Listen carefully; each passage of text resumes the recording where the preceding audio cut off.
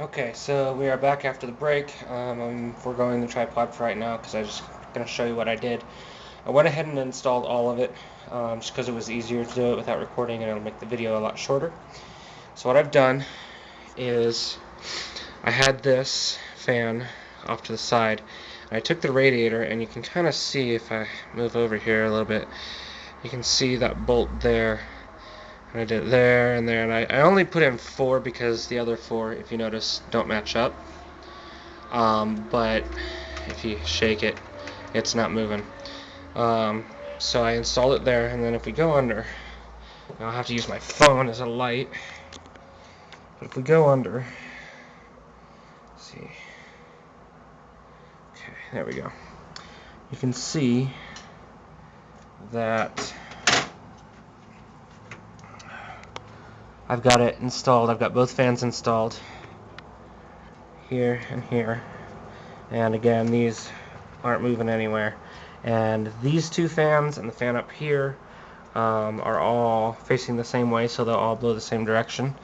They won't conflict. Now, the power for the actual pump here comes out of the side.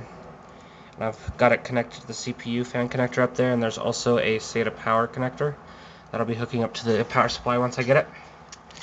And if you notice in the book here, let me get to the right page. That's for Intel, see AMD.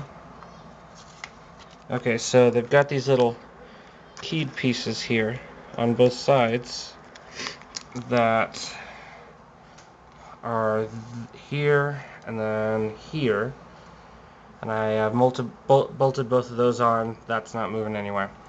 And then one of these Y connectors. Now it has another one, so I'll be able to add more fans, but it's got little proprietary connector that goes into the pump, and then it's got a standard 4-pin fan connectors.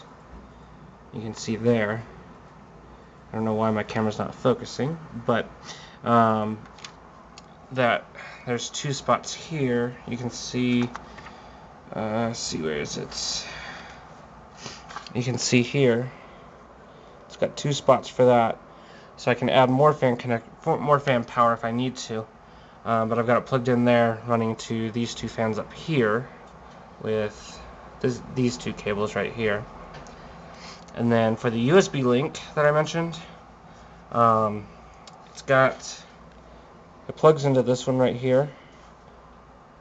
And so what I've done is I've taken it and I've plugged it into the pump, and I used